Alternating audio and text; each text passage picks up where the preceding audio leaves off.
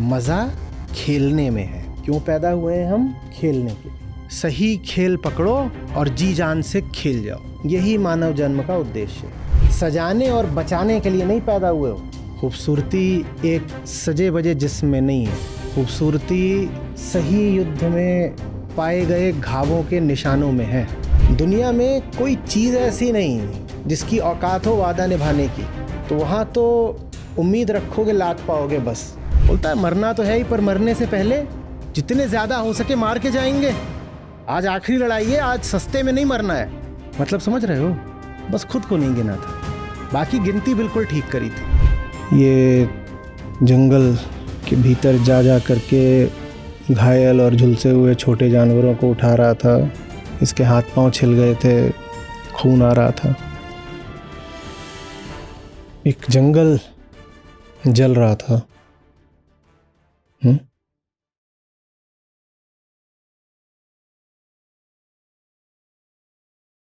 तो जल ही रहे हैं जंगल, चारों ओर हम देख ही रहे हैं।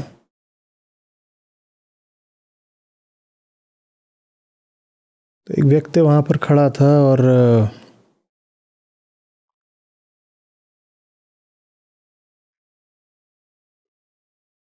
जलते हुए जंगल से भागते हुए जानवरों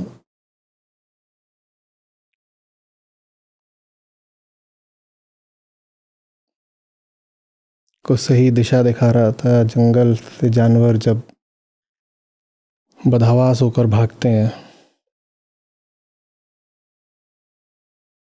तो कई बार वो और ज़्यादा आग की गिरफ्त में आ जाते हैं। जैसे कि जो जानवर पेड़ पर चढ़ सकते हैं, जब वो देखते हैं कि नीचे आग लगी हुई है तो पेड़ पर ऊपर की ओर भागते हैं। वो ऊपर की ओर भागते हैं, पीछे से आग भी ऊपर की ओर भागती है, और एक बार वो ऊपर पहुंच गए तो वहाँ से फिर बचने का कोई रास्ता नहीं रहता। अगर वो ज़मीन पर होते तो फिर भी दाएं बाएं किधर को जा कर के शायद बच भी जाते। एक बार वो पेड़ पर चढ़ गए और उनके पीछे आग चढ़ गई, अब वो नहीं बच सकते।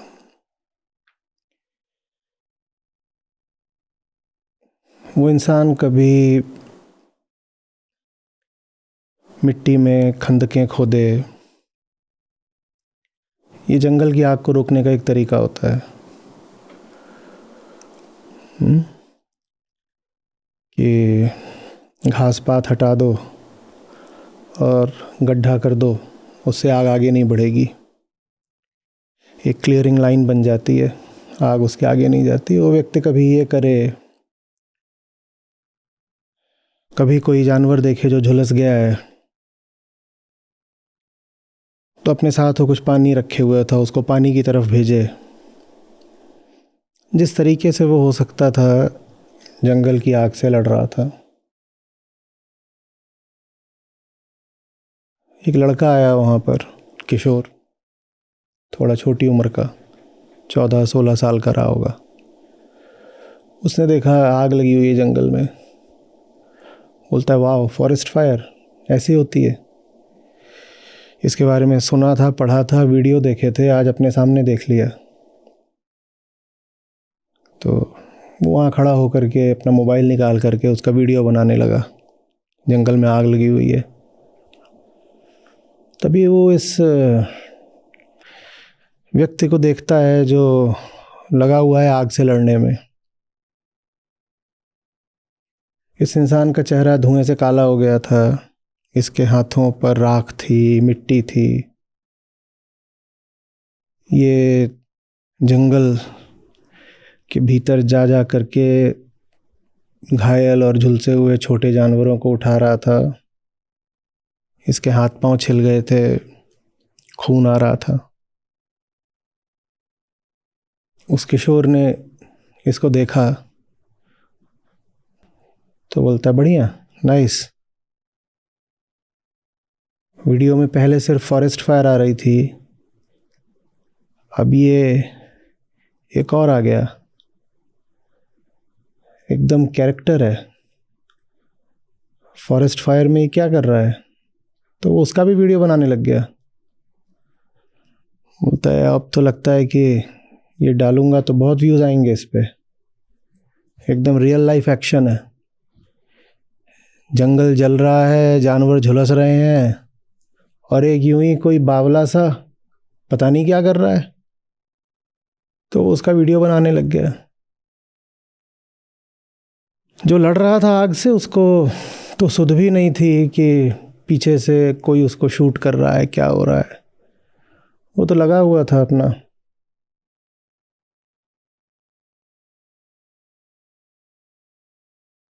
छोटे खरगोश थे, बड़े जानवर भी थे, बहुत सारे मर चुके थे, एकदम राख हो चुके थे। जो बच सकते थे उनको बचाने की एक आदमी जितनी भरसक चेष्टा कर सकता है वो कर ही रहा था।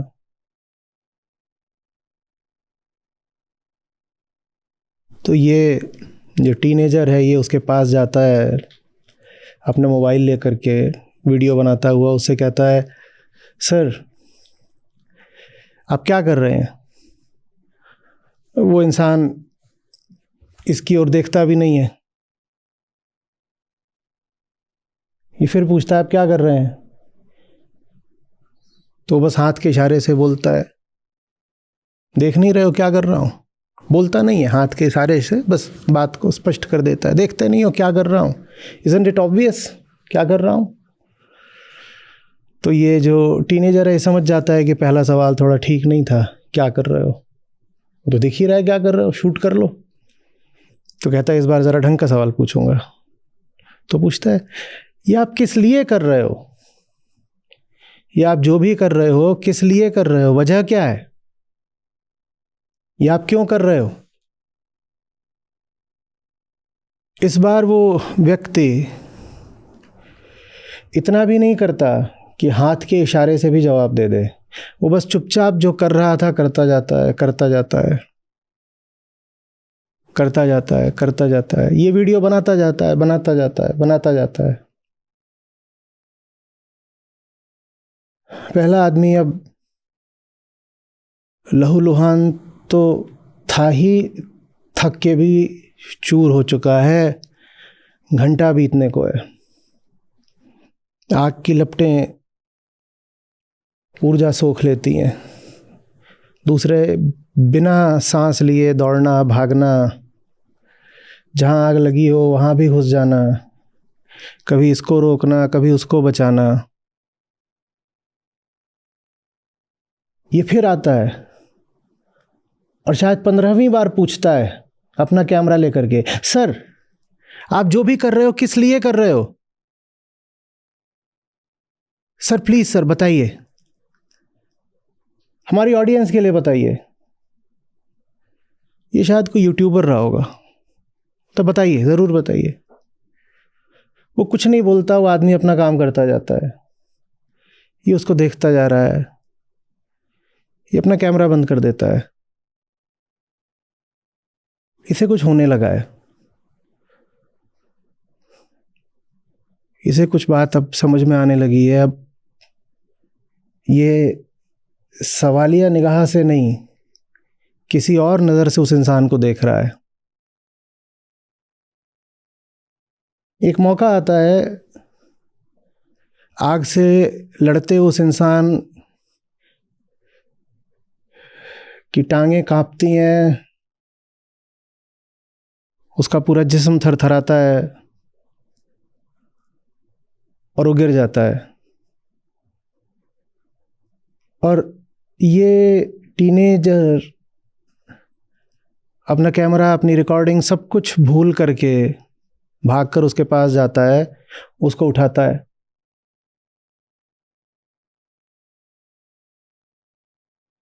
इसे ध्यान भी नहीं कि इसका कैमरा, इसका मोबाइल जिससे ये शूट कर रहा था कहीं गिर गया है।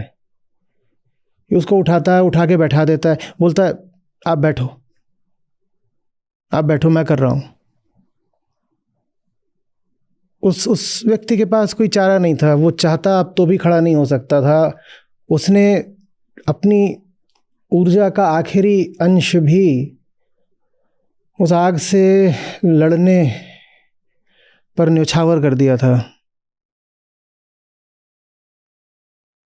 20 मिनट बीत चुके हैं, दृश्य बिल्कुल बदल चुका है। ये लड़का अब पूरी जान से लगा हुआ है आग को बुझाने में। ये लड़का बिल्कुल वही सब कुछ कर रहा है जो थोड़ी देर पहले वो व्यक्ति कर रहा था। बहुत सारे जानवर हैं जो बचाए जा चुके हैं, बहुत ज़्यादा जानवर हैं जो बचाए नहीं जा पाए। कुछ पेड़ हैं जिनको बचा लिया गया, कुछ हद तक आग को फैलने से रोक लिया गया, उससे ज़्यादा आग फैलने से नहीं रोकी जा सकी। पर ये लड़का अब लड़ रहा है, नया खून है, ऊर्जा है, गरम जवानी है ये, और दिलो जान से लड़ रहा है आग से। तभी इसके कंधे पर कोई थपथपाता है। ये मुड़कर देखता है तो वो व्यक्ति खड़ा हुआ है इसका कैमरा लेकर के। ये विस्मित हो जाता है, कहता है ये इंसान अभी आग से लड़ रहा था, कैमरा लेके क्यों खड़ा हो गया? अचरज भरी निगाहों से ये लड़का उस व्यक्ति की ओर देखता है, कैमरे में देखता है। वो व्यक्ति उससे पूछता है, सर आप ये सब किस लिए कर रहे हो?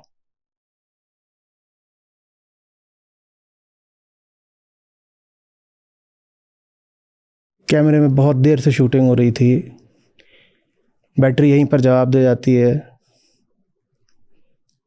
वीडियो रुक जाता है।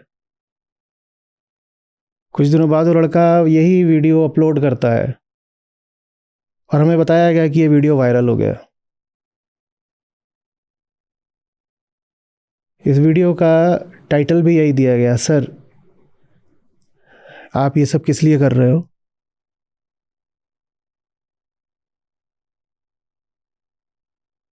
मज़े की बात यह थी कि जिन्होंने वीडियो को अंत तक देखा वो बिल्कुल समझ गए कि लड़के को उसके सवाल का जवाब देने का इसके अलावा कोई तरीका था भी नहीं। जो लड़का पहले इस बात पर चकित था कि उसे उसके सवाल का जवाब क्यों नहीं मिल रहा। क्या सवाल था उसका? सर आप ये सब किस लिए कर रहे हो? शुरुआती फ्रेम्स में लड़का इस बात पर चकित था कि उसने सवाल पूछा और आग से लड़ते उस इंसान ने जवाब ही नहीं दिया। उसने पूछा, सर ये सब आप किस लिए कर रहे हो? उस इंसान ने जवाब देना ज़रूरी ही नहीं समझा। वही लड़का अंत में अब इस बात पर चकित था कि कोई ये सवाल पूछ कैसे सकता है। पहले उसे इस बात पर आश्चर्य था कि उसने ये सवाल पूछा, सर आप ये क्यों कर रहे हो? तो उसे जवाब नहीं मिला। उसने कहा अरे, और बस घंटा डेढ़ घंटा बीतते बीतते वही लड़का अब इस बात पर चकित था, सरप्राइज था कि ये सवाल कोई पूछ कैसे सकता है? अरे आपने मुझसे क्या पूछ लिया? और वो व्यक्ति कैमरे के पीछे मुस्कुरा रहा था। वो मुस्कुराहट हमें कभी दिखेगी नहीं क्योंकि कैमरे के पीछे जो होता है उसकी मुस्कुराहट अक्सर रिकॉर्ड नहीं होती। वो व्यक्ति कैमरे के पीछे से मुस्कुरा रहा था। उसे पता था कि जवाब देने का इसके अलावा कोई तरीका होता नहीं। क्या? सर आप ये सब क्यों कर रहे हो? अगर इस बात का कोई जवाब है तो आप जो कुछ भी कर रहे हो बेकार ही कर रहे हो। अगर इस बात को किसी भी तरह से, शब्दों से, सिद्धांतों से, कारणों से समझाया जा सकता है तो आप जो कुछ भी कर रहे हो बस अपने स्वार्थ के लिए कर रहे हो। कैसे समझा जाए इस बात को कि एक सही इंसान दुनिया भर की आग से क्यों लड़ता है? ये तो बस उस इंसान के निकट ही रह करके समझा जा सकता है और कोई तरीका नहीं है समझने का। ये तो बस उस इंसान जैसा ही होकर समझा जा सकता है कि वो आग से क्यों लड़ रहा था। जब तक आप उससे दूर रहोगे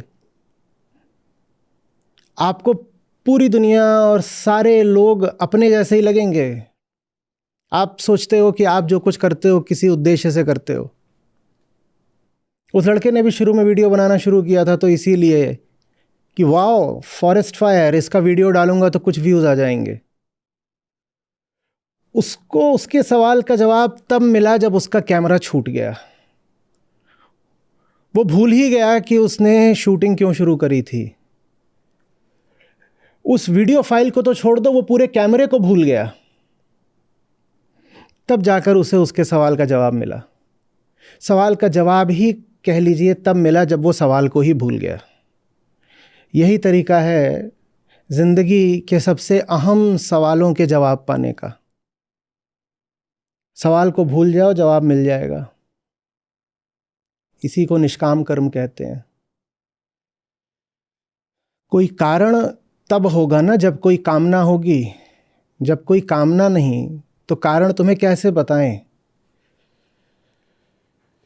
तो इश्क है, इश्क की वजह कैसे समझाएं। वजह समझाई जा सकती है सिर्फ एक तरीके से कि आशिकी तुम्हें भी हो जाए।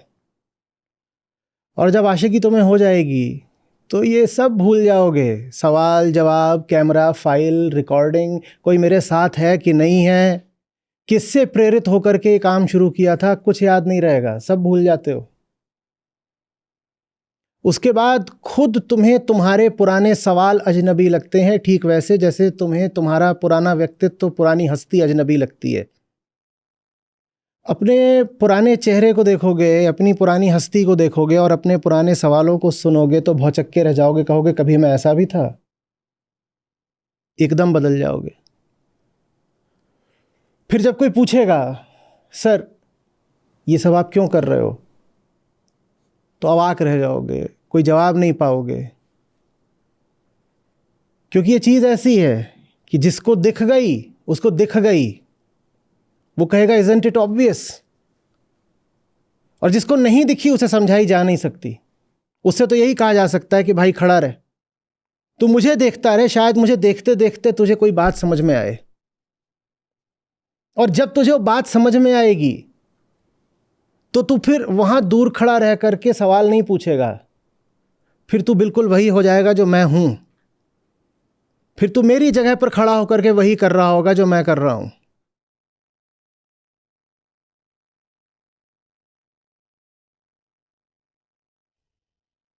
उसका वीडियो वायरल हो गया, आप लोगों ने देखा ही होगा कि नहीं देखा। कौन कौन है जिन्होंने नहीं देखा अभी तक।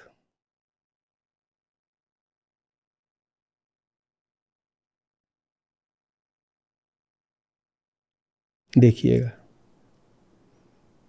समझ में आ रही है बात।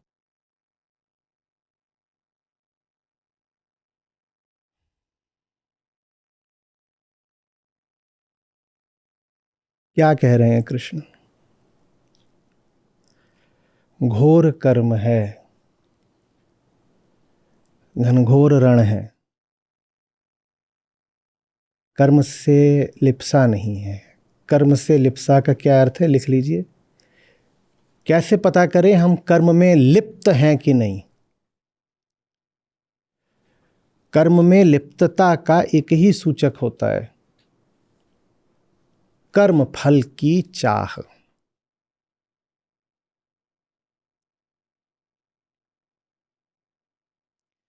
कर्म फल की चाह भी यदि आपको और स्पष्ट करके समझनी है तो लिखिए, कर्म फल की व्यक्तिगत स्वार्थ हेतु कामना।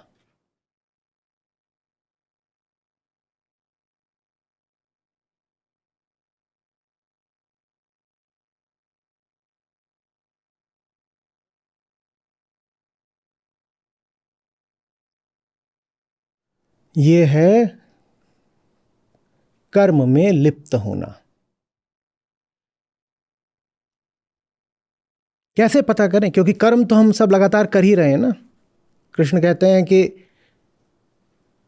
जन्म के उपरांत और मृत्यु तक कोई ऐसा क्षण नहीं जिसमें कर्म हो नहीं रहा, क्योंकि प्रकृति ही गति है। तो कर्म तो लगातार हो ही रहा है। कोई अगर चुपचाप भी बैठा हुआ है, मौन भी बैठा हुआ है, स्थिर भी बैठा है, तो वो भी कर्म तो कर ही रहा है। कर्म में लिप्तता है या नहीं, ये पता कैसे चले। बस इसी एक सूत्र से, उस कर्म से अपने लिए कुछ चाह रहे हो या नहीं। अगर चाह रहे हो तो लिप्त हो कर्म में, अन्यथा कर्म में डूबने को, इमर्शन इन एक्शन को लिप्तता नहीं बोलते। यह बिल्कुल संभव है कि कोई अपने कर्म में पूरी तरह दिलो जान से आप्लावित हो, इमर्स्ड हो, लेकिन फिर भी लिप्त ना हो। यह बिल्कुल हो सकता है कि कोई काम में ऐसा डूबा हो, ऐसा खोया हो, ऐसा इमर्स्ड हो कि उसको न जहान की सुध है न अपने खान पान की।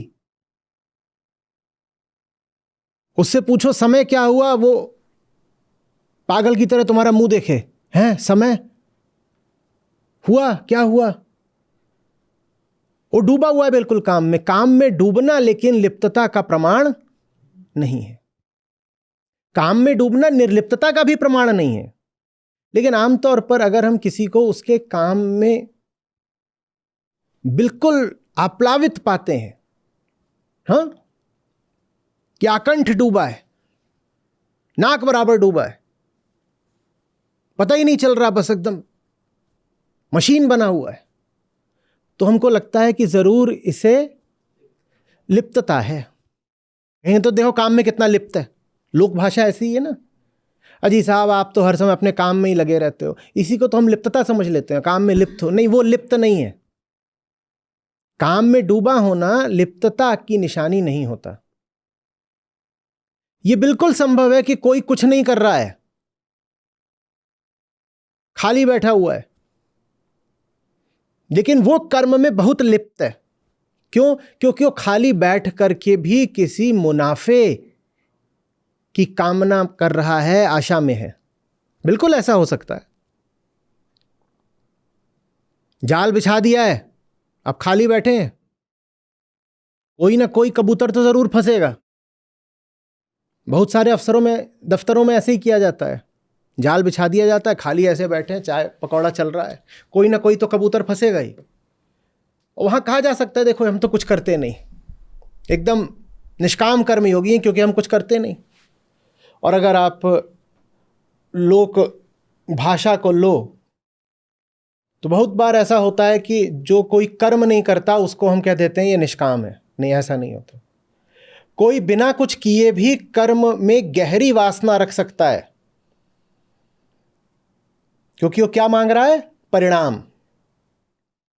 वो फल की आशा में बैठा हुआ है चुपचाप। छिपकली कभी देखी है? कीड़े का शिकार करने से पहले कैसी होती है? बिल्कुल स्थिर, अडोल, जैसे छिपकली नहीं है, वहां पर कुछ चिपका दिया रबड़ का, ऐसी लगती है ना। और फिर अचानक गप, वो लिप्त है पूरे तरीके से। भले ही वो कुछ कर नहीं रही है, लेकिन वो लिप्त है, क्योंकि अगर वो स्थिर भी है तो कामना में स्थिर है। दूसरी ओर बिल्कुल ऐसा हो सकता है कि कोई दिन रात एक करे हुए है,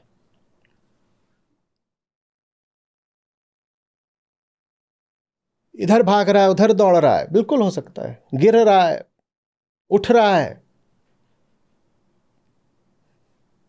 लगेगा बाप रे बाप कितना ये कामी आदमी है, कितनी बड़ी बड़ी इसकी चाहते हैं, जो इतनी मेहनत कर रहा है, इतनी दौड़ लगा रहा है।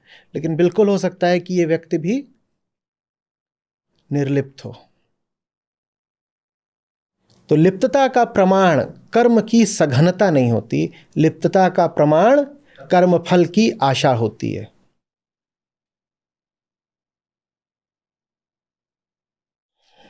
समझाने वालों ने इसके बाद एक बड़ी मजेदार बात कही है।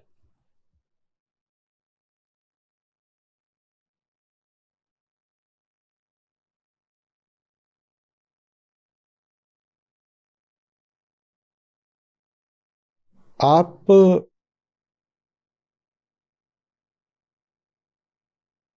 घोर कर्म से कई बार बस इसलिए हटना चाहते हो क्योंकि डरते हो।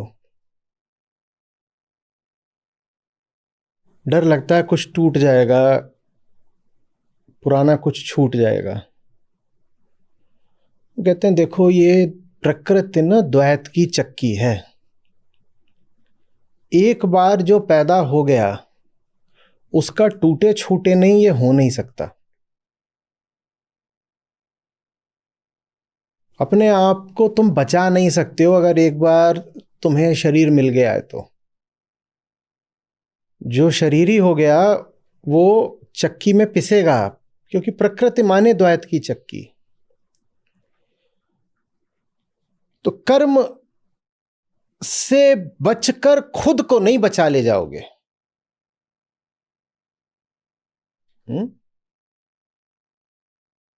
ऐसे ही कभी हुआ था, संत कबीर थे, उन्होंने किसी जवान आदमी को देखा होगा कि वो जीवन के संघर्षों से घबराया हुआ है बिल्कुल।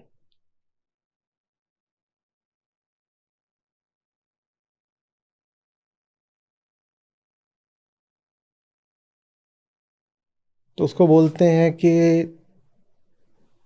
यही चक्की का उदाहरण दे करके, चक्की पर उनकी और भी साखियां हैं, चक्की का उदाहरण दे करके बोलते हैं कि चाकी चाकी सब कहें और कीली कहे न कोय,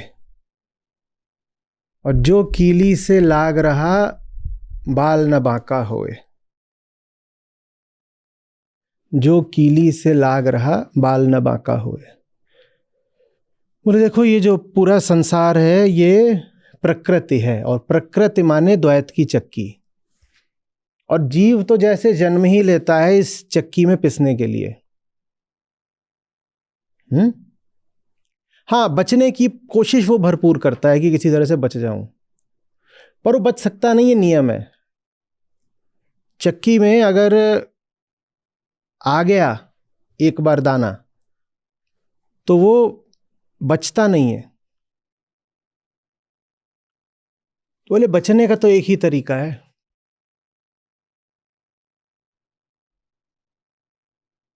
जो कील होती है बीच में, धुरी,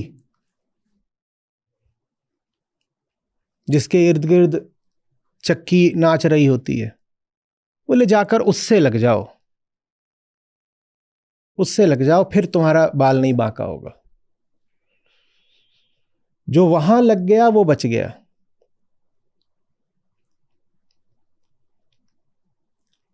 नहीं तो रोते ही रह जाओगे कि हाय हाय दुनिया की चक्की में पिस गए।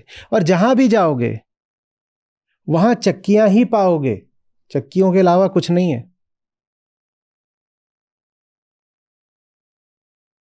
बात समझ में आ रही है?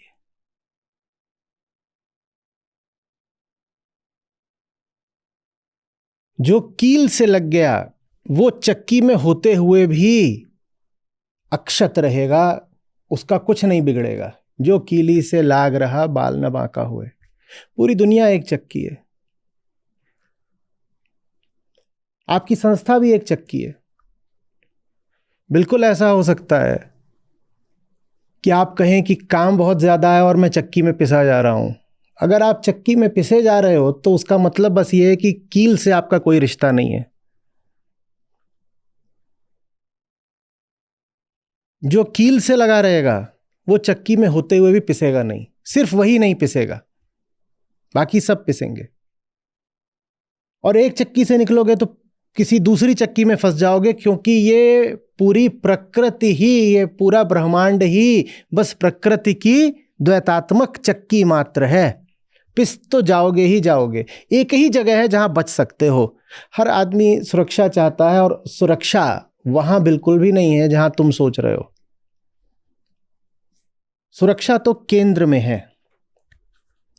जो केंद्र से जुड़ा हुआ है वो बचेगा, बाकी सब जो चक्की में इधर उधर कहीं जाकर अपने लिए कोना खोज रहे हैं, छिपे बैठे हैं, वो अपनी ही चालाकी के शिकार हो जाएंगे और एकदम पिस जाएंगे।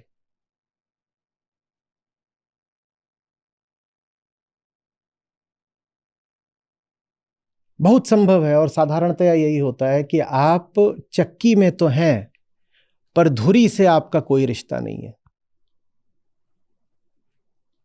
चक्की में तो हैं पर केंद्र से, एक्सिस से आपका कोई रिश्ता नहीं है। बिल्कुल हो सकता है, हो सकता है ना।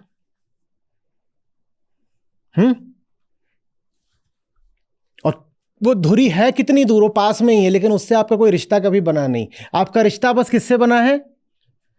प्रकृति से, चक्की के दो पार्टों से। उनमें आप हो और वहां आप पिस रहे हो। आप अगर पिस रहे हो तो जिम्मेदारी आपकी है। आप अगर पिस रहे हो तो चुनाव आपका है।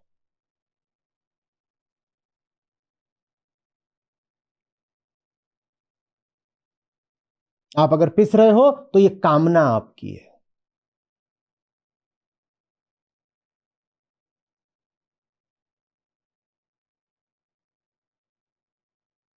जो निष्काम कर्म के प्रेम में पड़ गया, वो बाहर बाहर से लहूलुहान दिख सकता है। आप जहां से देख रहे हैं वहां से वो पिसता हुआ दिख सकता है,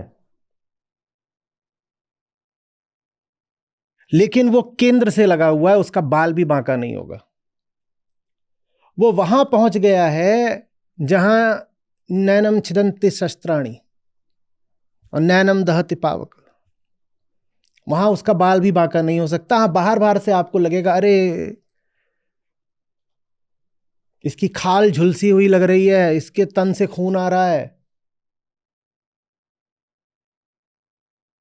ये कर क्या रहा है? एक हारी हुई लड़ाई लड़ रहा है।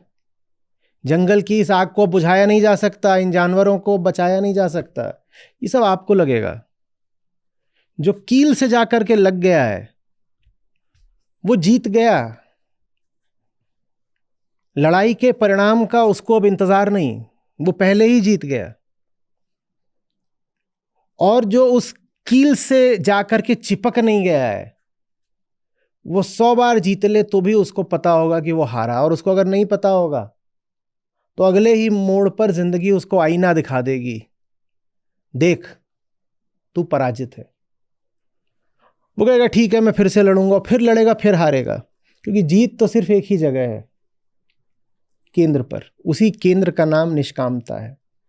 अहम कामी होता है, आत्मा निष्कामी होती है, केंद्र का नाम निष्कामता है। अगर जिंदगी आपको बहुत थप्पड़ मार रही है, अपमानित अनुभव करते हो, हालत खराब रहती है, तो वजह बस एक है, केंद्र से कोई रिश्ता नहीं है आपका।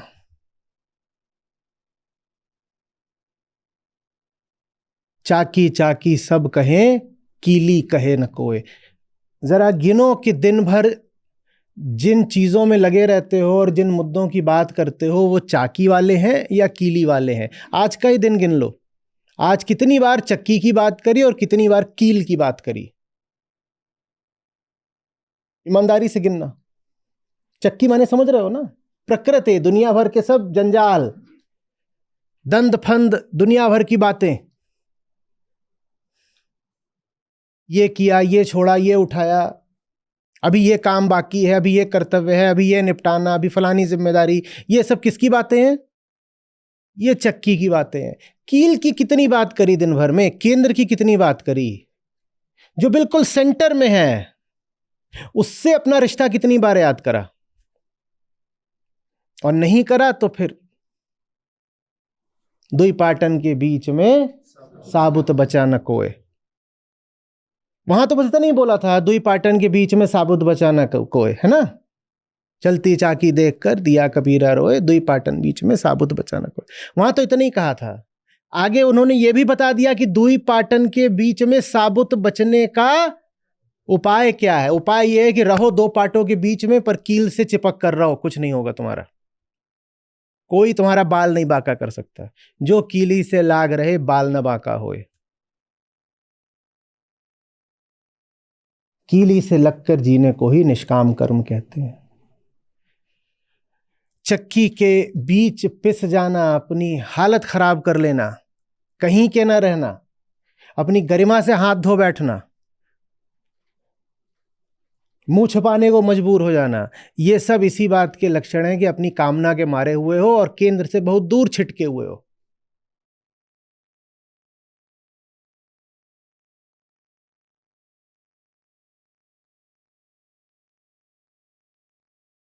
समझ में आ रही है बात?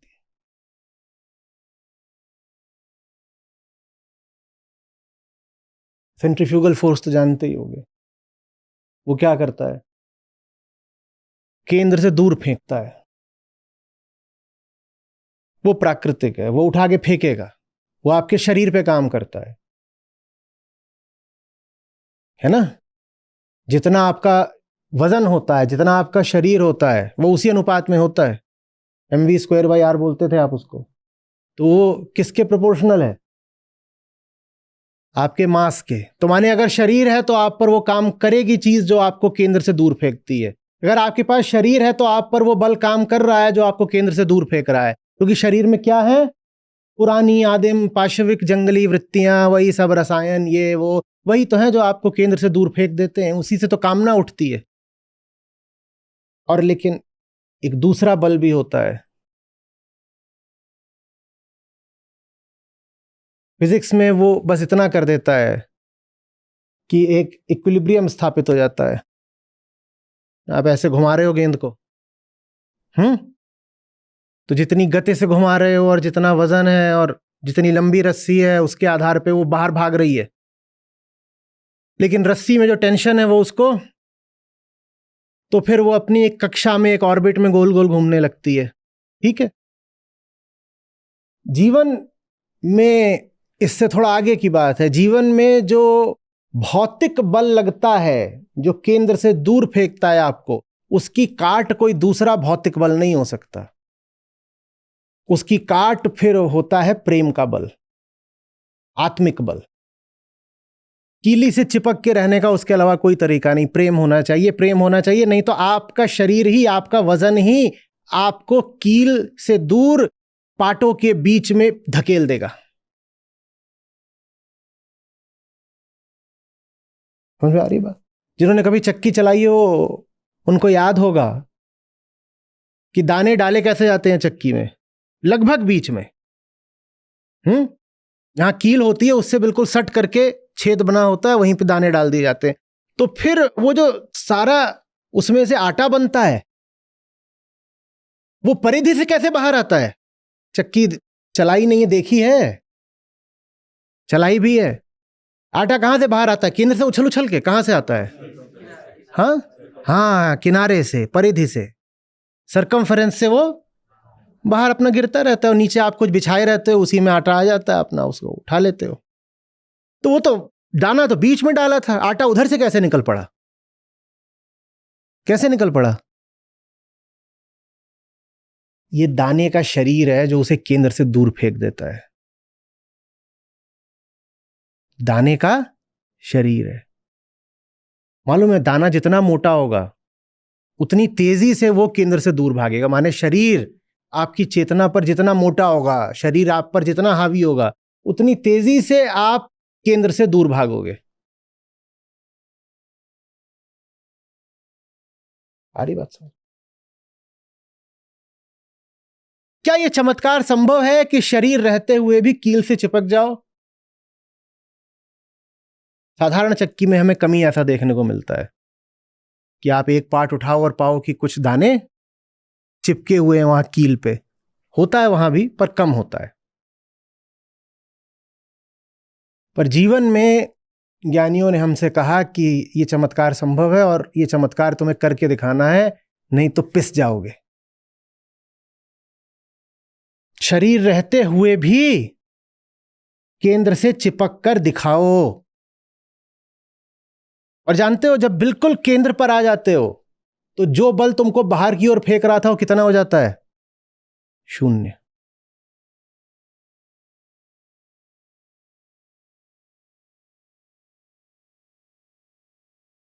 और जैसे ही केंद्र से छिटकना शुरू करते हो, वो बल क्या होता है? वो बढ़ने लग जाता है।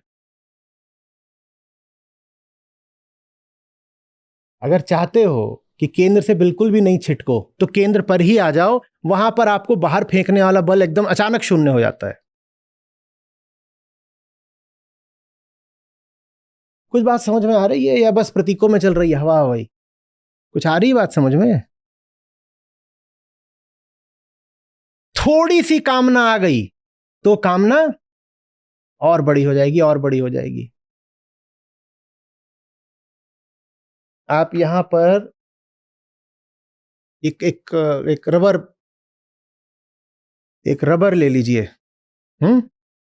एक रबर की स्ट्रिंग ले लीजिए, रस्सी, और किसी चीज को ऐसे घुमाना शुरू करिए, देखिए क्या होता है।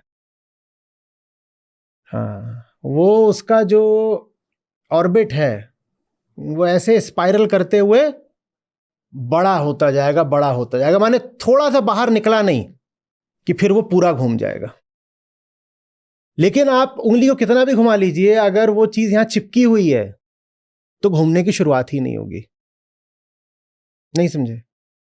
रबर से कोई चीज बंधी हुई है लेकिन उसको आपने चिपका रखा उंगली पे, उसने कहा है कि मैं तो कील से, केंद्र से चिपक कर रहूंगी, तो कितना भी घुमाते रहिए उसके विचलन की शुरुआत ही नहीं होगी, वो दूर जाएगा ही नहीं। लेकिन अगर एक बार शुरुआत हो गई, थोड़ा सा दूर हो गया, थोड़ा सा बाहर हो गया, तो थोड़ा सा बाहर जाना बहुत ज्यादा बाहर जाने का कारण बन जाता है। छोटी कामना बड़ी कामना का कारण बन जाती है। थोड़ा सा बाहर जाएगा, फिर बाहर जाता ही जाएगा, जाता ही जाएगा, जाता ही जाएगा, जाता ही जाएगा। जो कीली से लाग रहे, लाग रहे माने चिपक के बैठो। थोड़ा सा अगर अपने आप को मोहलत दे दी दूर जाने की, तो राम जाने अब कितनी दूर जाके पड़ोगे। तुम सोचते हो अरे मैं थोड़ी सी तो दूर जा रहा हूं, अपनी होशियारी में मारे जाते हैं। हमें लगता है थोड़ी सी दूर जा रहे हो, थोड़ी दूर जाना कितनी दूर जाके गिरा देगा कोई भरोसा नहीं है। अब घर लौट के नहीं आओगे। जैसे छोटा बच्चा कोई जंगल में, घर हो बाहर निकल गया हो कि मां बस थोड़ी सी दूर जा रहा हूं खेलने, और फिर वो कभी घर लौट के ना आए। थोड़ी सी ही दूर गया था और फिर कभी लौट के नहीं आया। जो कीली से लाग रहे। रामकृष्ण परमहंस कहते थे जैसे बंदरिया का बच्चा, हाँ, उसको पता ही नहीं मां कहां जा रही है, क्यों जा रही है, क्या कर रही है। वो चिपक गया तो चिपक गया। उल्टा चिपका होता है वो, एकदम ही उसे नहीं दिखाई दे रहा होता कि होने क्या जा रहा है। ये निष्कामता है। मैंने केंद्र को पकड़ लिया है, अब क्या होने जा रहा है मुझे जानने से कोई मतलब नहीं। मुझे जिसको पकड़ना था मैंने पकड़ लिया, अब जो होना है सो हो।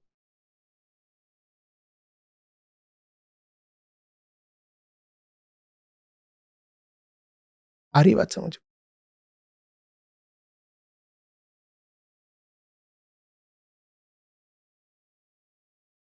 नहीं आएगी बात समझ में ऐसे भाई। अभी तो आप सब वही हो जो कैमरा लेकर के खड़े हो। बात तब समझ में आएगी जब कैमरा भूल जाओगे। बात तब समझ में आएगी जब जो हो रहा है वही करने लग जाओगे, जिसके अभी अपने आप को दृष्टा मात्र बोलते हो ना।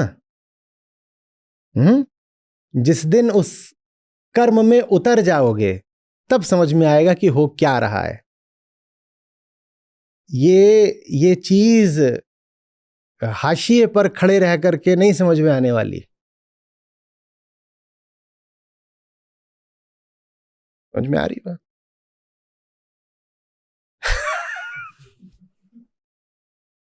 धूमिल के अल्फाज है ना, लोहे का स्वाद लोहार से मत पूछो, लोहे का स्वाद लोहार से मत पूछो, पूछो उस घोड़े से। अरे बोल दो यार, जिसके मुंह में ऐसे दूर से देखोगे अच्छा घोड़ा है, उसके मुंह में लोहा है, कुछ नहीं समझ में आएगा। ऐसी दूर से देखोगे अच्छा घोड़ा, अच्छा लोहा है, वो लोहार लोहा पीट रहा है, कुछ नहीं समझ में आएगा। न लोहार को देखने से न घोड़े को देखने से। घोड़े हो जाओ तो लोहे का स्वाद समझ में आता है, और उसके बाद ये सब भूल जाओगे। But sir, why are you doing this? Sir, what exactly are you doing? Sir, please say a few words for our audience. हमारी ऑडियंस के लिए 2 वर्ड्स बोलने में वहां 2 जानवरों की और जान चली जाएगी।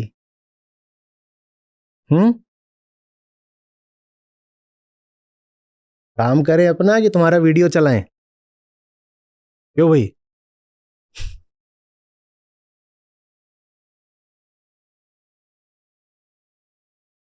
समझ में आ रही है बात?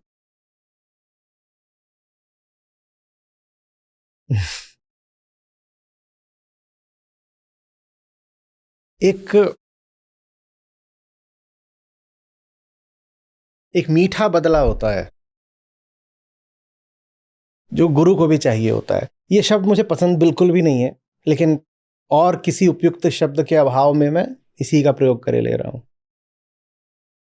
बोलो कौन सा बदला? यही बदला कि जैसे एक दिन तुम हमें बात बात पे छेड़ा करते थे, तुम्हें भी वही इश्क हो जाए जो हमें है, और फिर तुम वही करने लगो जो हम करते आ रहे हैं, और फिर हम पीछे से जाके तुम्हें छेड़ें। Sir, why are you doing this? और फिर तुम कभी हमारी उपेक्षा करो, कभी खिसियाओ, कभी आंख तरेर के देखो कि क्या मूर्खता का सवाल पूछ रहे हो, काम करने दो, और हम तुम्हारे मजे लें।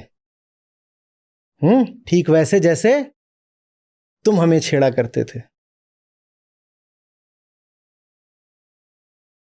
एक बदले की ख्वाहिश रह जाती है, किसी तरीके से काश इश्क तुम्हें भी हो जाए।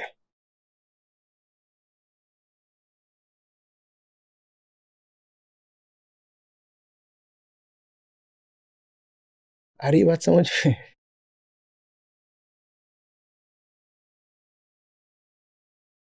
कृष्ण कह रहे हैं, कर्म मुझे लिप्त नहीं करते, कर्म फल मुझे चाहिए नहीं। ये सत्य जो व्यक्ति जानता है वह कर्मों से बद्ध नहीं होता। मुझे माने किसको? कृष्ण अभी किसके प्रतिनिधि होकर बोल रहे हैं? आत्मा। आत्मा कर्मों में लिप्त नहीं होती। कर्म फल कर्म बंध आत्मा पर लागू नहीं होते। ये जिसने जान लिया वो फिर कभी कर्म में बंधता नहीं। क्या आशय है?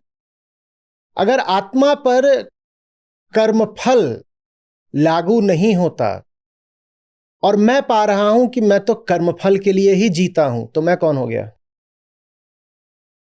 अहंकार। आत्मा यदि मैं होता तो कर्मफल की स्पृहा, कामना, आकांक्षा मुझे जरा भी होती नहीं। पर आत्मज्ञान मुझे बता रहा है कि मैं तो एक आंख काम पर रखता हूं और दूसरी आंख अंजाम पर रखता हूं। बिना अंजाम निश्चित करे, जितना भी निश्चित किया जा सकता हो, बिना अंजाम निश्चित करे मैं एक कदम नहीं बढ़ाता किधर को।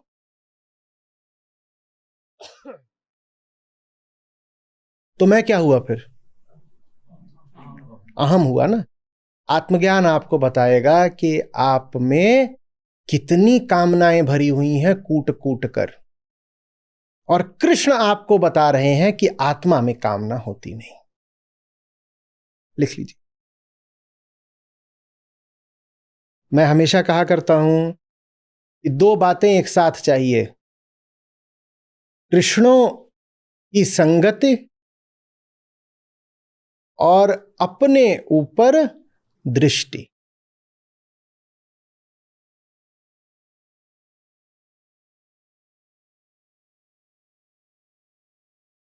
कृष्णों की संगति को आप बोल सकते हो शास्त्रों का ज्ञान या सत्संगति भी।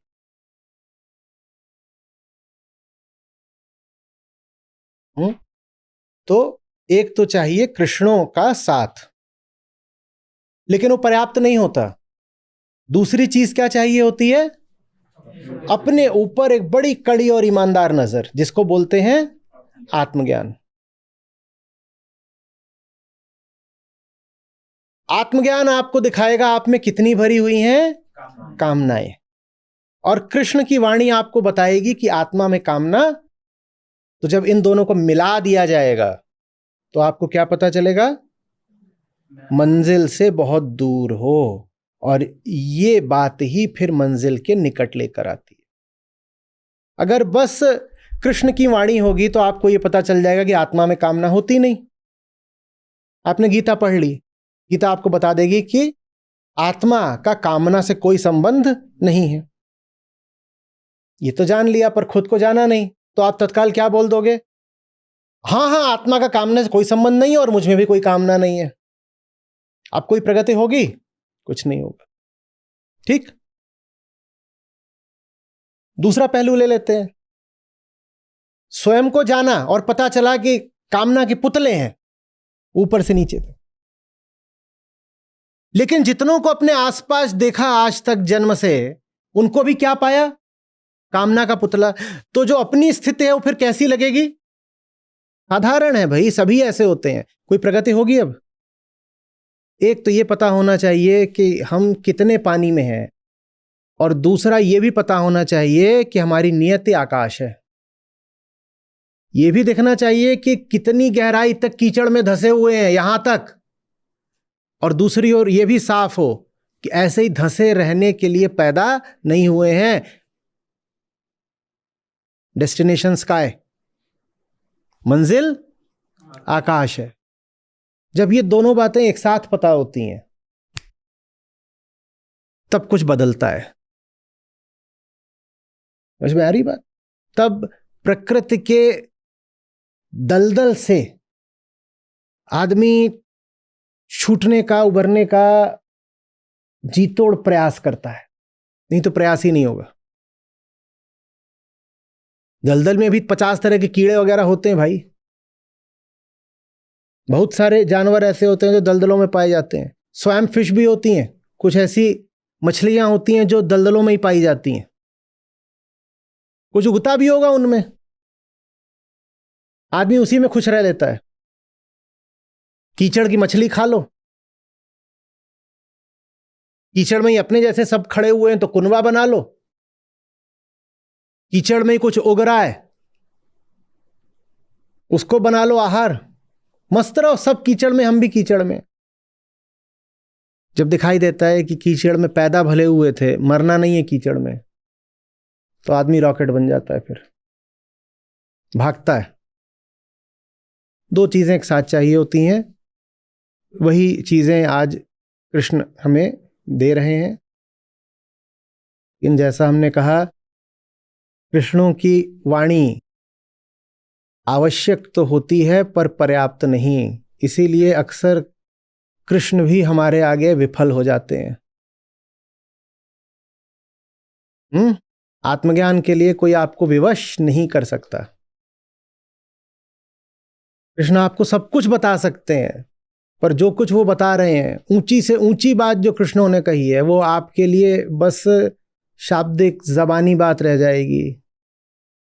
अगर आपको अपनी असलियत का, अपने तथ्य का, अपनी औकात का पता नहीं है। बहुत कम लोग होते हैं जिन्हें उन्हें की असलियत पता होती है, बहुत कम लोग।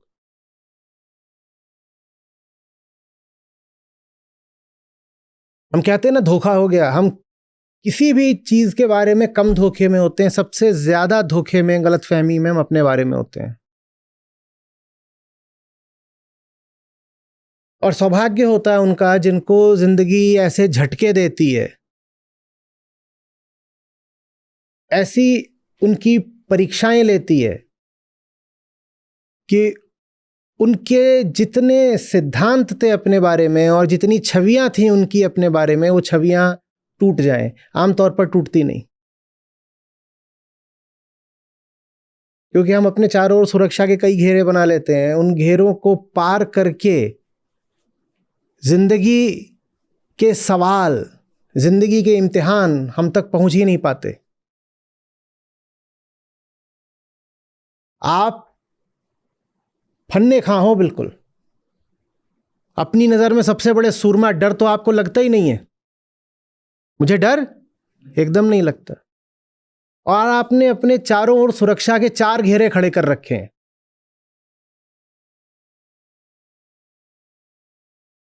कोई भी खतरा इन घेरों को पार करके आप तक पहुंचेगा कैसे, बताओ? और चूंकि वो नहीं पहुंचेगा, इसीलिए कभी आपको पता भी नहीं चलेगा कि आप कितने बड़े सूरमा हो। आपके लिए बड़े सौभाग्य की बात हो यदि ऐसा कोई संयोग हो जाए कि आपने जितनी दीवारें, घेरे सुरक्षा के खड़े करे हों, वो सब ध्वस्त हो जाएं और कोई बड़ा भारी खतरा आप तक सचमुच पहुंच जाए और उस खतरे के सामने आपको अपनी असलियत का पता चले। पर वैसा होने नहीं पाता। और जैसे जैसे आदमी के हाथ में ताकत आती जा रही है, टेक्नोलॉजी की, पूंजी की, वैसे वैसे जिंदगी के लिए और मुश्किल होता जा रहा है आदमी को उसकी असलियत जाहिर कराना। तो भीतर हमारे जबरदस्त डर बैठा रहता है, लेकिन फिर भी हम सचमुच इस गलतफहमी में जीने में कामयाब हो जाते हैं कि हम तो फन्ने खा हैं। भीतर जबरदस्त डर है और हमें खुद ही उस डर का पता नहीं होता। लेकिन आपको भले ना पता हो, भीतर तो वो है। कैंसर आपके भीतर है, आपको पता नहीं है। इससे क्या कैंसर की भीषणता कम हो जाती है? आपके भीतर कोई चीज है, आपको उसका पता नहीं है, इससे उस चीज का विष और खतरा क्या कम हो जाता है? वैसे हम सब भी अपने भीतर बहुत तरीके के जहर रखकर चल रहे हैं, लेकिन हमें पता नहीं है। और जो कुछ हमारे भीतर है वो भीतर होने के कारण हमारा केंद्र बन जाता है। वो हमें पग पग पर संचालित करने लगता है, नियंत्रित करता है। जिंदगी पूरी खराब है। ज्यादातर लोगों के पास न कृष्ण की वाणी है, न आत्मज्ञान है। मुक्ति के लिए जो 2 पंख चाहिए, उनमें से उनके पास एक भी नहीं होता। एक पंख तो भगवत गीता आपको दे देगी अगर आप गीता समागम में हमारे साथ हैं, लेकिन दूसरा पंख तो आपकी ईमानदारी का है, वो आपको स्वयं ही खोलना पड़ेगा। आप अगर मानने को ही नहीं तैयार होगे कि आग लगी हुई है, तो सोते सोते बेहोशी में जल मरोगे बिना कुछ जाने। जब आग लगती है तो ये बिल्कुल संभव है कि कोई नींद में ही मर जाए। जब आग लगती है ना, तो धुआं खूब फैलता है, कार्बन मोनोऑक्साइड भी फैलती है। और कार्बन मोनोऑक्साइड इतनी बढ़िया गैस होती है, वो आपको सोते सोते मार देती है, आपको पता नहीं चलेगा, आप मर जाओगे। ये आदमी मर गया, इसको पता भी नहीं चला कि आग लगी हुई थी। यहां तो आग बाहर की है। हमारी जिंदगी में जो आग लगी होती है वो भीतर की होती है और हमें कभी पता नहीं लगता। हम सोते सोते मर जाते हैं।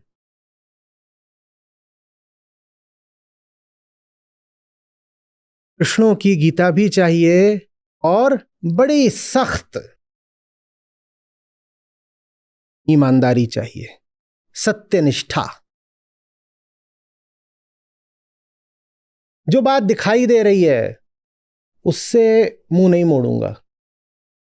जो बात समझ में आ गई उसको अनसमझा नहीं करूंगा। जो दिख गया उसको अनदेखा नहीं करूंगा। जो सुन लिया वो अनसुना नहीं करूंगा। ये ईमानदारी है।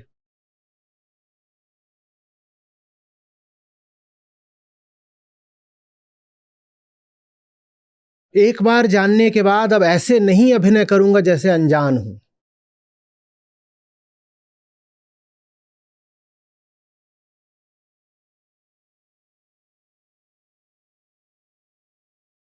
समझ में आ रही है बात? ये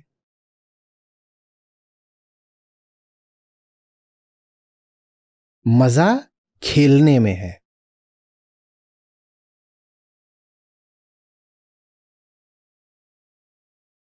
क्यों पैदा हुए हैं हम? खेलने के लिए। सही खेल पकड़ो और जी जान से खेल जाओ। यही मानव जन्म का उद्देश्य है। सजाने और बचाने के लिए नहीं पैदा हुए हो।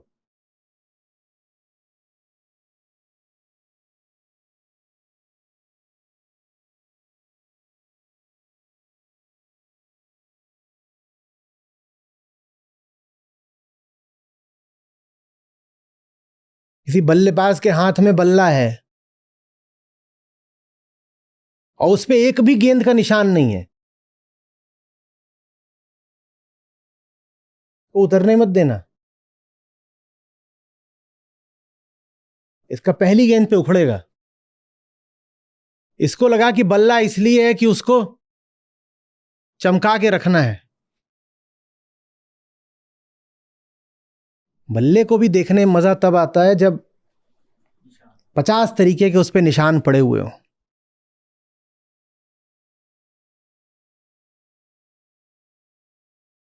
इंसान को भी देखने में तभी मजा आता है जब उस पर 50 तरीके के निशान पड़े हुए हो।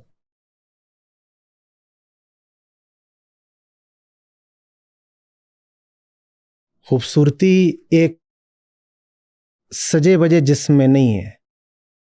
खूबसूरती सही युद्ध में पाए गए घावों के निशानों में है। Battle scars. एक चेहरा है जिसपे किसी घाव का कोई निशान ही नहीं। घाव के निशान ऐसे नहीं होते कि जैसे फिल्मों में देखा है कि ऐसे, वो आंखों में दिखाई देते हैं।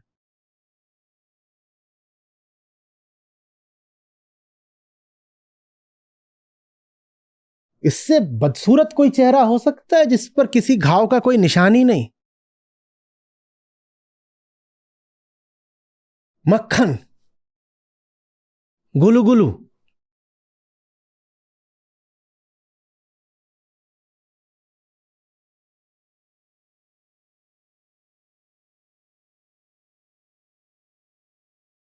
अंग्रेजी की कहावत है, ships are safest in the harbour, but that's not where ships are meant to B.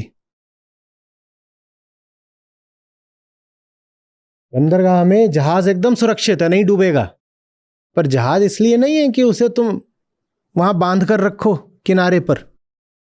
किनारे पर लेकिन सुरक्षित पूरा है, डूबेगा नहीं। वो इसलिए है ताकि सागरों को पार करे, थपेड़े खाए, यात्रा करते करते करते एक दिन नष्ट हो जाए। नष्ट तो वो बंदरगाह पर भी होगा।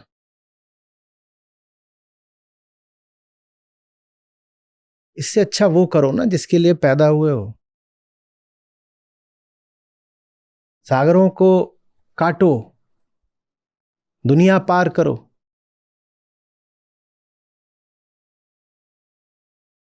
सारी कामनाएं बस एक ही चीज की होती हैं, आत्मा हुए बिना आत्मा जैसा कुछ मिल जाए, बस यही है कामना।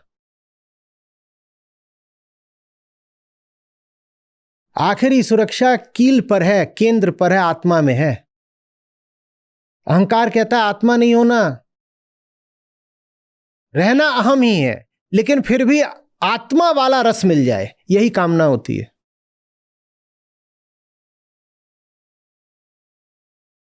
जो रस जूझने में मिलना है वो रस भोगने में मिल जाए, ये कामना है। कामना भी रस वही मांग रही है, आत्मा वाला, पर नकली तरीके से। नंबर 2 का माल क्या था वो? जोलू। हाँ, कह रहे चीज वही चाहिए पर सस्ते में। आनंद कौन सा चाहिए? आत्मा ही वाला। आनंद तो आत्मा में ही, आनंद स्वरूपा आत्मा को बोलते। आनंद वो चाहिए लेकिन अहंकार बने बने, सस्ते में।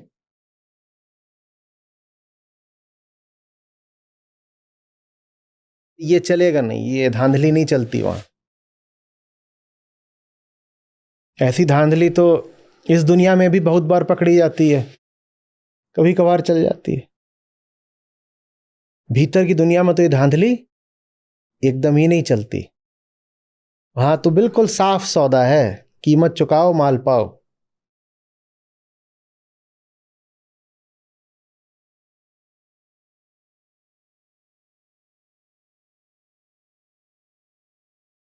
खेलना है, बिना कामना के खेलना है। लोग पूछते हैं सही काम कौन सा है, जिसको तुम जी जान से कर सको। ये पूछना भूल जाओ कि इससे मुझे क्या मिल रहा है।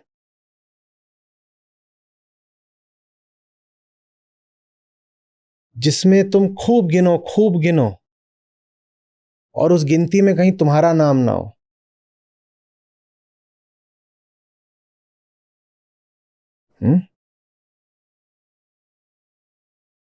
जैसे वो इंसान था जो गिन रहा होगा शायद, इतने पेड़ बचा दिए, इतने जानवर बचा दिए। उस गिनती में कहीं ये नहीं था कि खुद को बचा पाया कि नहीं।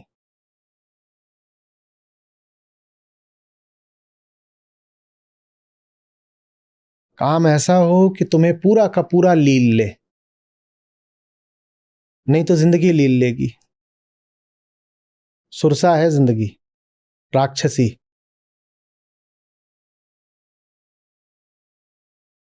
इससे बचने का एक ही तरीका है, कह दो कोई ना कोई तो मुझे ली लेगा ही, तो निष्काम कर्म मुझे लील ले।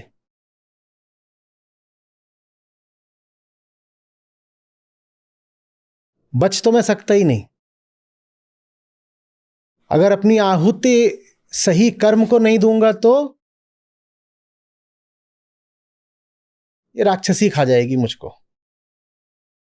बचने वाला तो वैसे भी नहीं हो, इससे अच्छा अपनी आहुति ही दे देता हूं। इसे निष्काम कर्म कहते हैं। निष्काम कर्म खूब मेहनत मांगता है। निष्काम कर्म नहीं भी करोगे, सकाम कर्म भी करोगे, तो भी जिंदगी मेहनत तो करवाएगी ही। बस जिंदगी ऐसी मेहनत करवाती है जिसमें मेहनत भी करते हो और लात भी पाते हो। क्योंकि उम्मीद रखकर मेहनत करी ना। जिंदगी मेहनत करवाती है उम्मीदें दिखा दिखा के। मेहनत करो ये दे दूंगी, मेहनत करो वो दे दूंगी। और जो देने का वादा जिंदगी करती है वो कभी दे नहीं सकती। ऐसा नहीं कि जिंदगी धोखा दे रही है, जिंदगी की औकात नहीं है वो सब कुछ दे पाने की जो देने का वो वादा करती है। आपको जिस भी वस्तु, व्यक्ति, विषय, विचार ने कभी भी जो वादा किया हो कभी पूरा किया है? किया है? दुनिया में कोई चीज ऐसी नहीं जिसकी औकात हो वादा निभाने की। तो वहां तो उम्मीद रखोगे लात पाओगे बस। मेहनत पूरी करोगे, बदले में लात मिलेगी।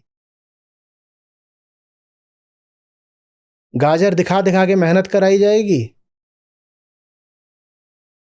और पाओगे एक सड़ी हुई गाजर का एक छोटा सा टुकड़ा।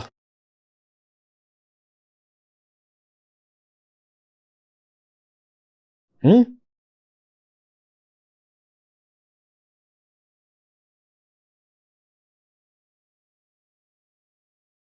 जैसे एक को फिल्म में उसको बोला था कि आओ 5 रुपए में तुम्हें बिरयानी खिलाएंगे। कैसा है स्वाद उसका? अपनी जिंदगियों से बताइए। जब मिल रही थी तब तो सबको यही लगा था बढ़िया माल मिल रहा है, वो भी सस्ते में, जल्दी लपक लो। कैसा है स्वाद साहिबान? नहीं देखिए, बताना तो पड़ेगा क्योंकि दुनिया माने कौआ बिरयानी के एक के बाद एक स्टॉल। दुनिया का मतलब ही यही है कि यहाँ लाइन से लगे हुए हैं स्टॉल और सब वादा कर रहे हैं आओ हमारे यहाँ ये दूंगा वो दूंगा। और मिलनी सब में बस एक ही चीज है, क्या? कौवा बिरयानी। तो स्वाद तो बता दीजिए साहिबान। अटक गया।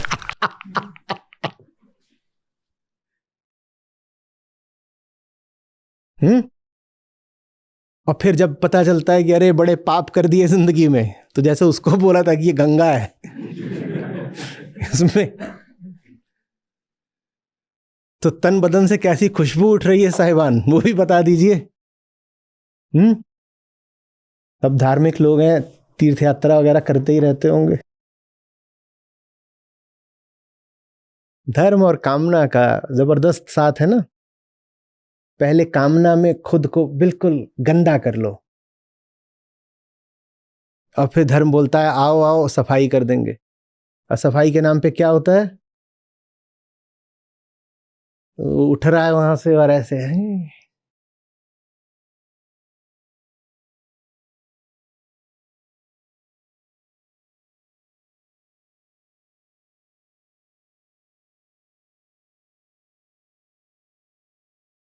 फिर जब उसका यानी क्या करके पेट खराब हो गया तो अस्पताल में ले गए, वहां उसकी किडनी निकाल ली। ये सब आपने नहीं शायरी करी है क्या? कि मरीज है तेरा आशिक और मर्ज की दवा तू है। हमारे अस्पताल तो हमारे घरों में ही होते हैं। इस तरह की ट्रक वाली शायरी हो ही नहीं सकता कि आपने जिंदगी में कभी ना करी हो। नहीं, कि मैं कौन हूं? मैं बीमार हूं, और तू कौन है? तू मेरे मर्ज की दवा है। हो गई दवा। किडनी टटोलो, किडनी कहाँ है?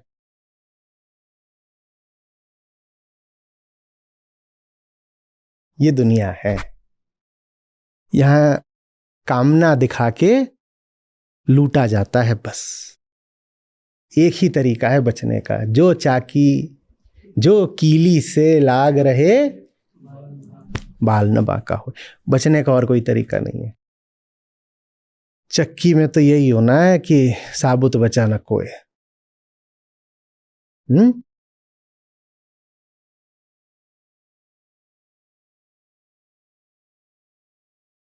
जो मांगना है राम से मांगो, और राम से कुछ मत मांगो राम के सिवा। ये कामना का सूत्र है। दुनिया हमारे जूते के नीचे, हमारी हैसियत नहीं कि हम तुमसे कुछ भी मांगे।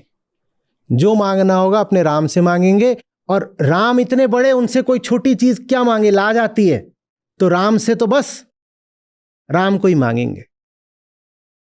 हम में तुम में कोई दूरी नहीं बचनी चाहिए।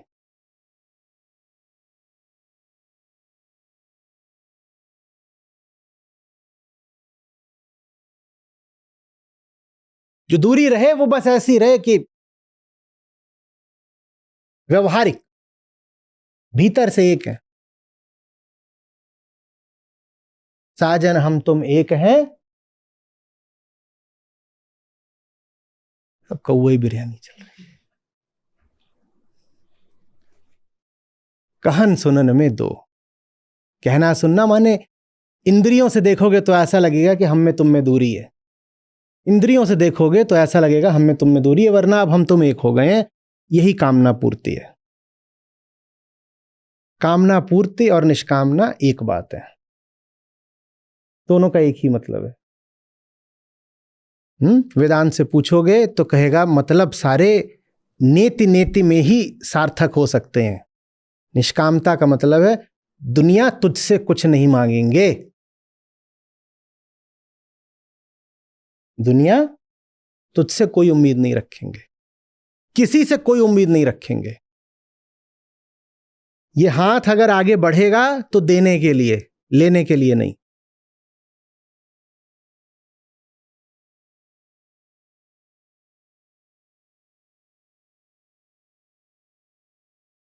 घोर श्रम रहेगा, घोर कर्म रहेगा,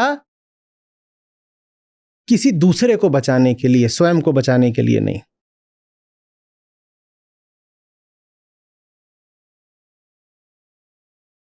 जो ऐसा है वो निर्लिप्त है, निष्काम है। आ रही बात समझ?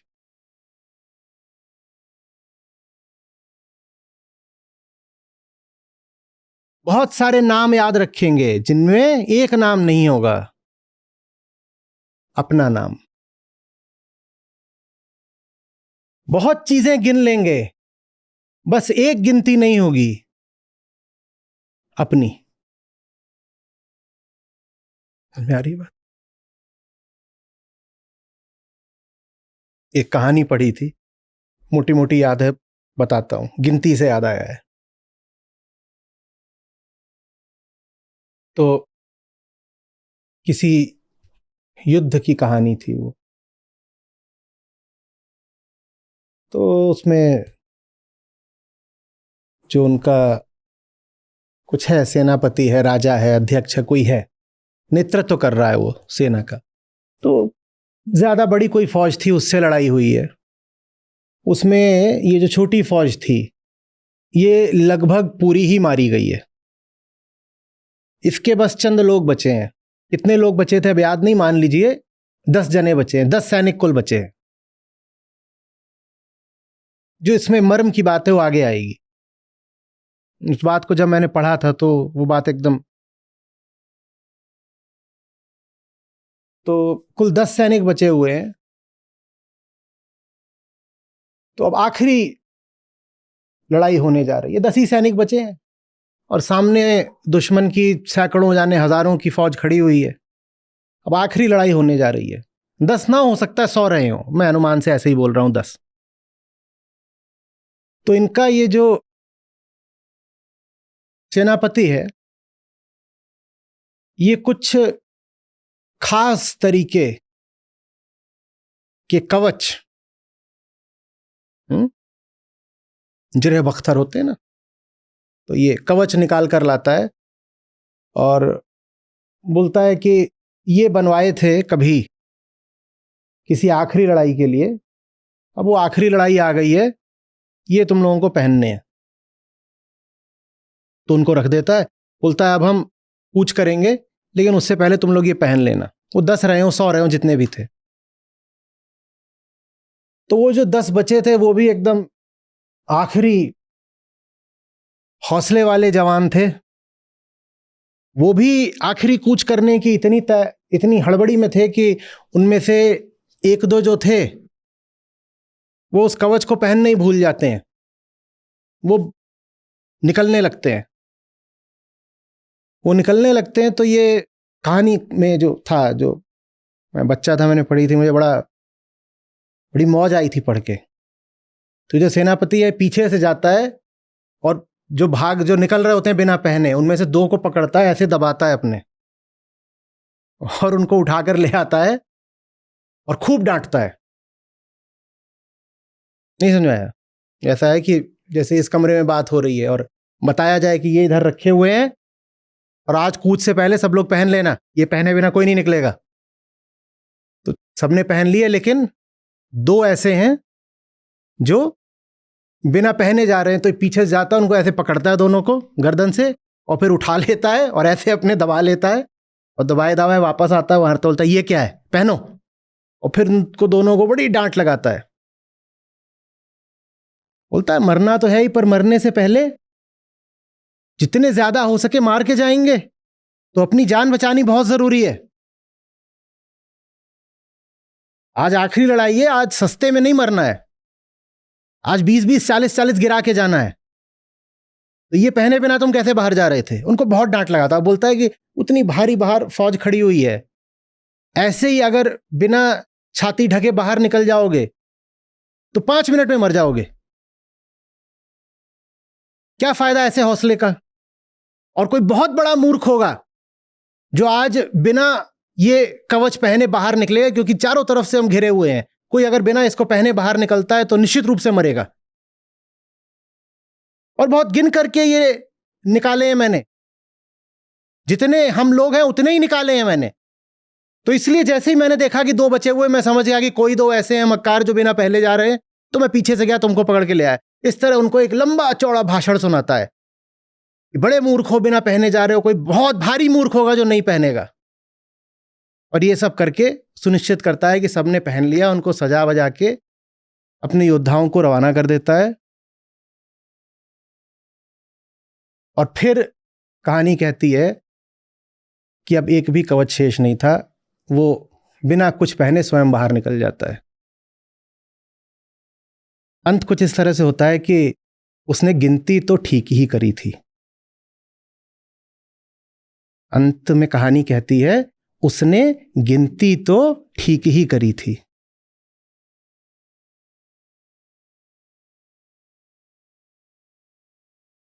रोमांच हुआ सुन के? मैं जब पढ़ता था बचपन में तो मेरा रोमांच हो जाता था। उसने गिनती तो ठीक ही करी थी, मतलब समझ रहे हो? बस खुद को नहीं गिना था, बाकी गिनती बिल्कुल ठीक करी थी। गिनती में कोई चूक नहीं थी। तुरंत समझ गया कि कोई दो हैं जो बिना पहने जा रहे हैं, जितने बचे हैं उनकी गिनती कोई देख के समझ गया कि दो निकल रहे हैं बिना पहने। गिनती तो बिल्कुल ठीक करी थी।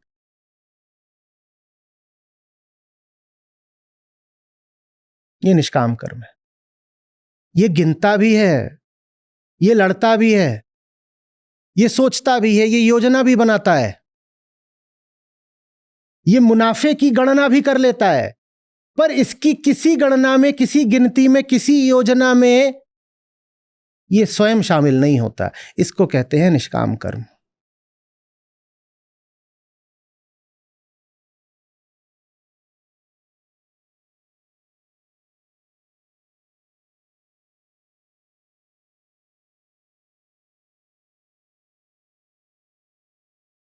हमारी बात सोच।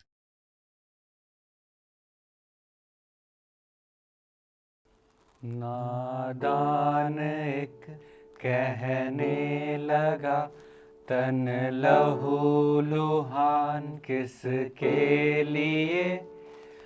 आँख मार सीटी बजाई, सब रक्त बिंदु मुस्का दिए। नादान एक कहने लगा, तन लहू लुहान किसके लिए। आँख मार सीटी बजाई, सब रक्त बिंदु मुस्का दिए। नादान कहने लगा, तन लहू लुहान किसके लिए। आँख मार सीटी बजाई, सब रक्त बिंदु मुस्का दिए। हाँ जी, नमस्कार। मैं और मेरी वाइफ कीर्ति, हम दोनों लगभग 6 महीने से सभी सत्रों में साथ जुड़े हैं। हम दोनों बैंगलोर में रहते हैं और हम एक यूएस बेस्ड बैंक है उसमें काम करते हैं, फाइनेंस डिपार्टमेंट में। आचार्य जी को यूट्यूब पे कुछ देर से सुन रहे थे, 8-9 महीने से, और कुछ लगभग 6 महीनों से चारों सत्रों में लाइव जुड़े हैं, दोनों ही साथ में सुनते हैं।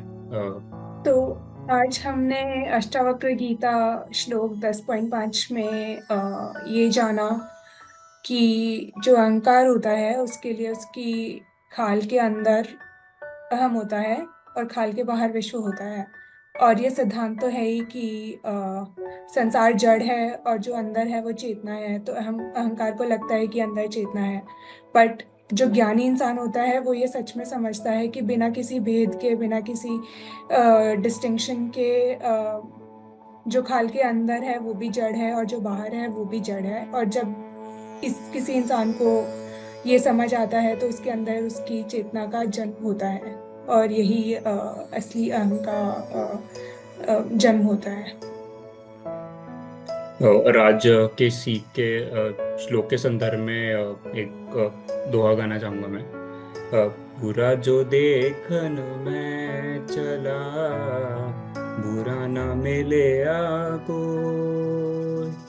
जो दिल खोजा अपना, मुझसे बुरा ना कोई रे साधु, मुझसे बुरा ना कोई।